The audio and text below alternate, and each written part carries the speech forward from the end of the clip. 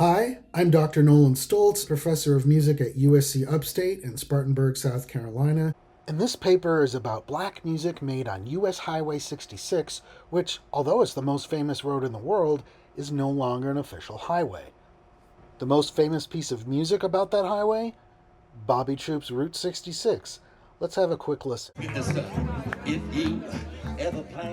This was Route 66, and then in 1940, Route 66 turned right there on the Royal Parkway. We're going to have the Jazz Cartel and this guest singer give us a geography lesson. Now it winds from Chicago to L.A., more than 2,000 miles all the way.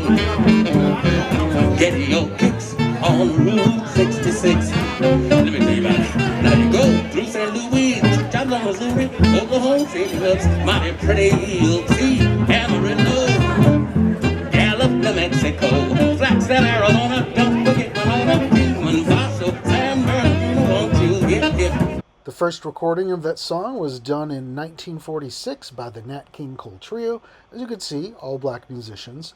However, almost all of the later versions, the covers, are by white musicians. Now, that's no surprise, as so much of Route 66 culture is associated with white culture. And the songwriter, Bobby Troup, was white. And so black music is almost never associated with Route 66. So one of the goals of this paper is to show black music made in places along Route 66 and during the Route 66 era. So exactly when was that? 66 lasted officially from 1926 to 1985, but in some states it was decommissioned even earlier, like 1976 in Illinois, for example.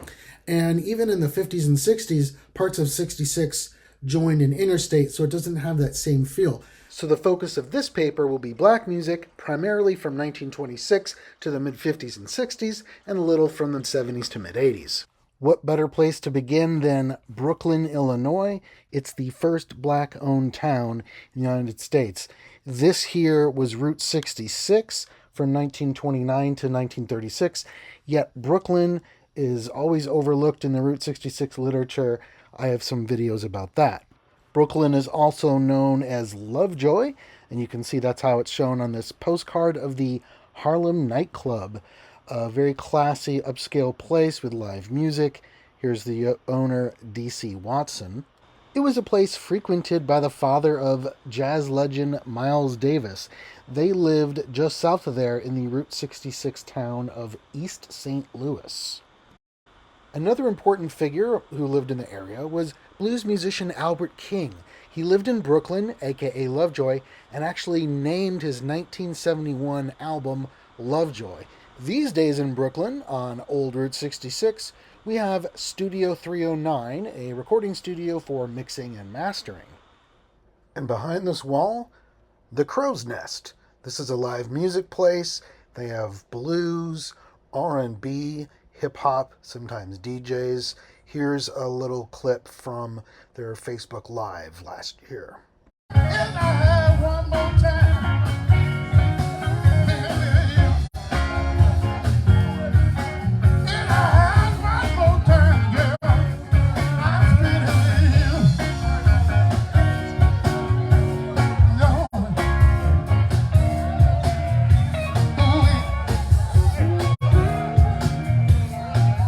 Chicago, Illinois is incredibly important to the history of Route 66 and to black music in general. Route 66 became an official U.S. highway on November 11th, 1926, and this Louis Armstrong side was recorded in Chicago just 5 days later.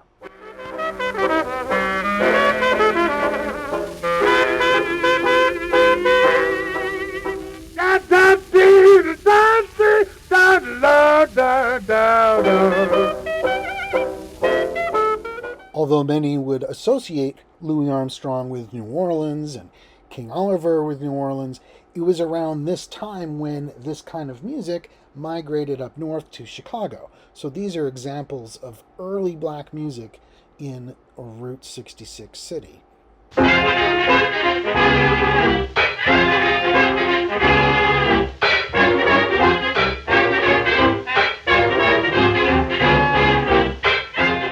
That was Dewey Jackson's band, recorded in 1926, not in Chicago, but in another Route 66 town, St. Louis. They were a riverboat band, so connecting New Orleans with St. Louis via the Mississippi River. St. Louis had a musicians union, number 2, which was entirely white. These musicians were part of symphony orchestras and smaller orchestras to provide music for silent film and production shows. Black musicians would perform traditional jazz, or trad jazz, what was then called hot jazz. They formed a musicians union, number 44 out of 44. With the introduction of talkies in the late 1920s, there was no longer the need for orchestras to accompany film, thus fewer jobs. And with the Great Depression, many people lost jobs, and many of the jobs held by blacks were replaced by recently unemployed white workers, resulting in a much higher unemployment rates in black communities than white communities. This, of course, affected the music industry as well. There was segregation on the other side of the river as well. This is East St. Louis. Route 66 came through here, and during those years, there was an unofficial racial dividing line. This is MLK looking forward. Anything west of here was the white side of town, and east of here was the black side of town. That places the beautiful, or formerly beautiful, Majestic Theater, 1928 to 1960, on the white side of town. And this theater never allowed blacks, even into 1960. What about the other side of the river? Here I'm parked on original Route 66 in St. Louis in front of the old Liberty Theater. When this road was Route 66, there was a long-time burlesque show running. I'm pretty sure blacks weren't allowed here. That was until 1950, though. This became the Sun Theater. As you can see in this clipping, the venue became integrated with new ownership. So although the Majestic Theater was off limits to African Americans, thankfully the Sun Theater was a bit more progressive. Just behind the Sun Theater was a popular place called the Plantation Club. There are many African American bands that would play there. For instance, the Jeter Pillars Orchestra, or the legendary Ella Fitzgerald.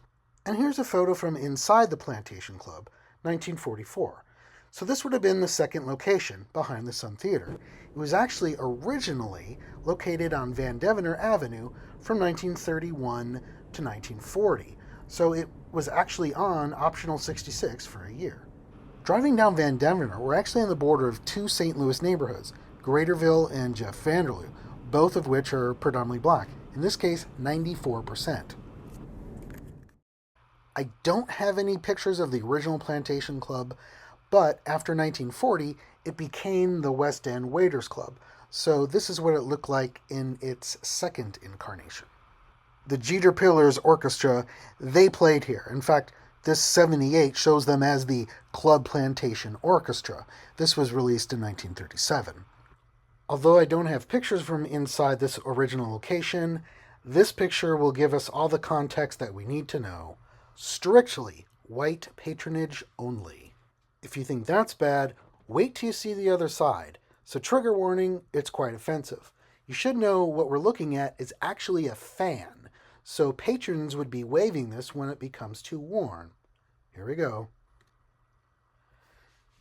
Yeah, so this same cartoon image that was on the fan was also on this poster. Again, says strictly white patronage only. So just imagine a white audience waving that, and you're the black musicians. You got to hand it to them for putting up with that. Near the second location of the Plantation Club was Chuck Berry's Club Bandstand, which he opened in 1959. Thus, this area had black music such as the 1920s hot jazz, all the way to early rock and roll. Also in the same neighborhood was another jazz club, Paradise Dance Palace. We're looking down original 66 right here, and just 500 feet to the north, that's where it was located. In fact, Louis Armstrong played here February 5th, 1928, for 5 hours. Then he took a 2-hour break and played more sets at another venue. Not all places in St. Louis were segregated in the early years of Route 66. For example, in 1933, St. Louis University held an interracial dance in their gymnasium. It was sponsored by a Catholic magazine titled Interracial Review. How's that for being progressive in 1933? The band that played that dance? The Dewey Jackson Orchestra, the same riverboat band that I played earlier. Another band to check out from this time and place would be Eddie Johnson and his Cracker Jacks. This release is from 1932. They also used to play Club Plantation in the early days, 1931 and such. This road here, Florissant Avenue in St. Louis, was City 66 from 1936 to 63. I should mention the couple of towns that I mentioned earlier, Brooklyn and East St. Louis, have a population that's predominantly black, and that would also be true for this neighborhood, Hyde Park. In this neighborhood, along that same street, Florissant Avenue, City 66, we have the Casablanca 2 Blues and Jazz Club. Crossing the Mississippi River, we're back in Brooklyn, Illinois. This is Madison Street. You can see that on this 1940 map. Let's take a look at another Route 66 town. In 1936, Route 66 was rerouted to the north, and another road off to the east became City 66. It went through another overlooked place called Eagle Park. Born in 1942 as Autry McNeese, blues musician Eagle Park Slim grew up in Eagle Park, Illinois. He would have lived somewhere around here. There's City 66 going along the railroad, and by age 12 the railroad is gone, but you see several buildings along the lake, and I wonder if one of those used to be Slick's Lakeside Nightclub. Slick's was a place where Ike Turner had a regular gig. Blues musician Muddy Waters would play there. And then there's another place in this area called the Village Tavern, and run by Eagle Park Slim's mother, so he was around live blues music early on. Today, Eagle Park is a ghost town. This is looking at the road that used to be City 66 from 1936 to 1955, probably a whole lot more traffic back then. Blues musician B.B. Odom said that in the late 1950s, people would come over to the east side of the Mississippi River after places would close in St. Louis. Two of the places that he listed were here in Eagle Park, Slick's Lakeside Nightclub and the Village Tavern. Given that Eagle Park Slim's mother ran the joint, I wonder if this is the Village Tavern. B.B. Odom also listed this place as somewhere people will go after hours. This is the old Kingsbury Tavern in Venice, which is just north of Brooklyn, and this is about a half a mile off of Route 66. Albert King would play there, Ike and Tina Turner, many others. Along Route 66 between Chicago and St. Louis is another important city to black culture, and that's Springfield, Illinois. There's a place particularly important for African American culture, and that's Chancellor's Lounge. I found out about this place because it was listed in the Green Book from 1952 to 1961. But apparently it was more than a place just to drink or eat, but they had live music. This photo is dated to sometime in the 1950s.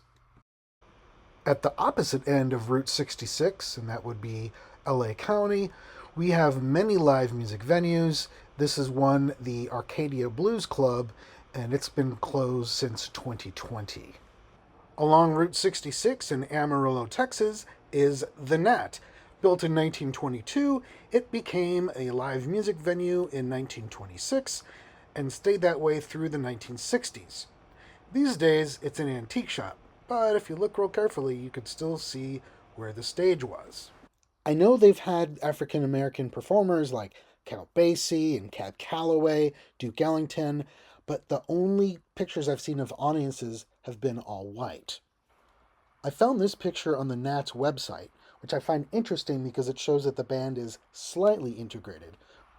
The other major music venue in Amarillo at the time, also on Route 66 by the way, was the Aviatrix Club. And all of the pictures I've seen of audiences have been all white. So there might be a story here with these two places. I don't know yet. It's interesting to think about how musicians were breaking race barriers long before Jackie Robinson was doing that with baseball. We have integrated ensembles, less common though, integrated audiences.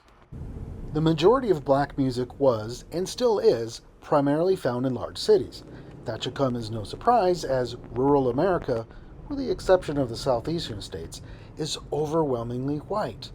In addition to the cities already shown, Oklahoma City had a black owned live music venue, the Brown Bomber 2. Next, I will show you the first black bomber and why it was so important to black culture and to travel by African Americans in general. So far, I've shared examples from urban areas. This next one certainly is not. In fact, that's why it makes it so important. This is the Threet filling station, built in 1915 and converted into a gas station in the 1920s. It was black owned and served black travelers in place where they really needed it, rural Oklahoma. One of the important things about the Threet filling station is that they allowed travelers to camp out back. Remember, this is when a time when black travelers could not stay at most hotels or motels. In addition to the importance of Threet's filling station to African American travelers, next door is a building of some cultural significance. This is an old juke joint. They had live music, blues on Sundays. Also known as the County Line Nite Club, this was the Brown Bomber, owned by the Threet family of the Threet filling station next door. This was sometimes referred to as the Threet Juke Joint. They had live music on Fridays and Saturday nights, like I mentioned, blues on Sundays, and it was a safe haven for blacks from the whole region to come and listen to live music. Here's another example of a small town. This is Winslow, Arizona, about 9,000 people, and no surprise, a very small black population. We're traveling eastbound on Route 66 right now, and this was 66 all the way from 1926 to 1979.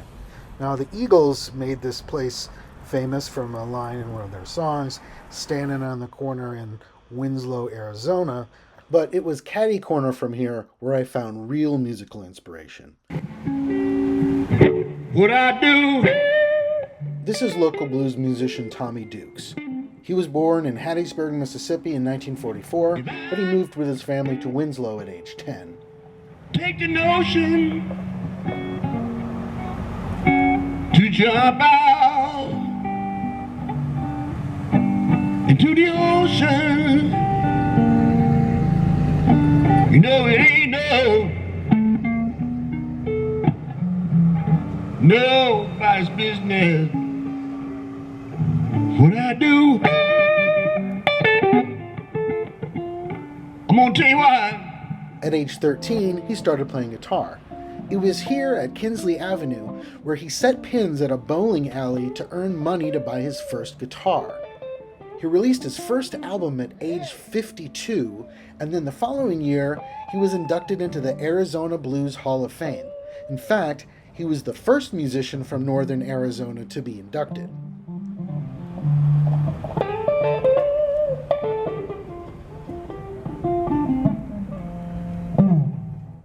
This is Route 66 going through the small town of Miami, Oklahoma, and this is the stunningly beautiful Coleman Theater, built in 1929. I took a tour of the place, so I was able to get a nice photo of the inside from the stage, and I was curious, so I asked the tour guide, was this theater segregated back in the day, and if so, did blacks have to sit upstairs in the balcony? It was then when the tour guide got real uncomfortable and I could tell she didn't want to answer my question. She said, well, they really weren't allowed here at all. I said, like, in the theater? No, in Miami. And so I asked her, you mean to say Miami was a sundown town? She said yes. So that really put everything into a different perspective.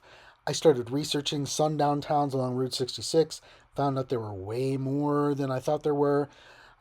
So when I heard that there was going to be a Motown concert at the Coleman, I made sure I did not miss that concert.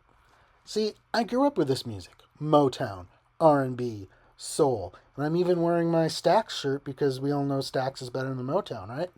So, number one, I'm seeing this music live. Two, I'm seeing it in the Coleman Theater.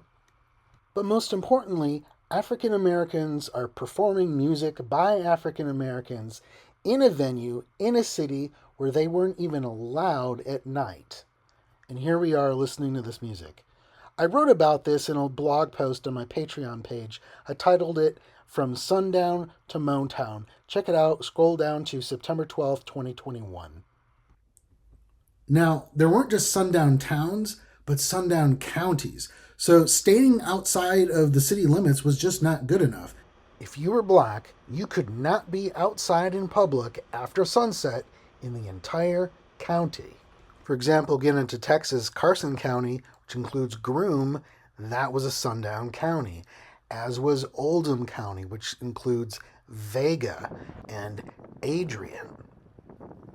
In the first couple of decades of Route 66 travel, African American travelers had to get all the way to Albuquerque before they weren't in a sundown town or sundown county. Things did change sometime in the mid-century in Tucumcari, however.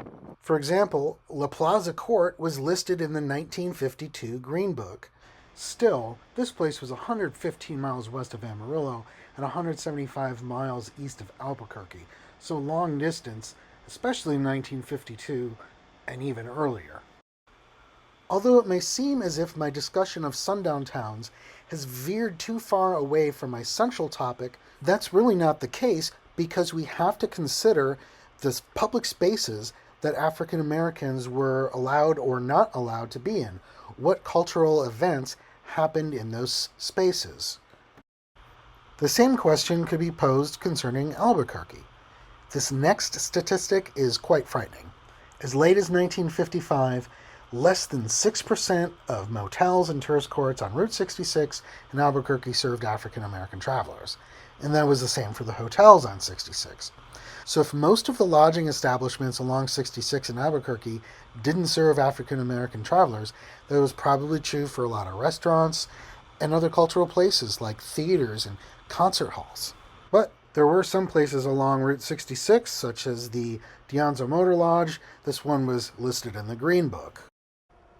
One must wonder then, when did these great theaters of Albuquerque become integrated?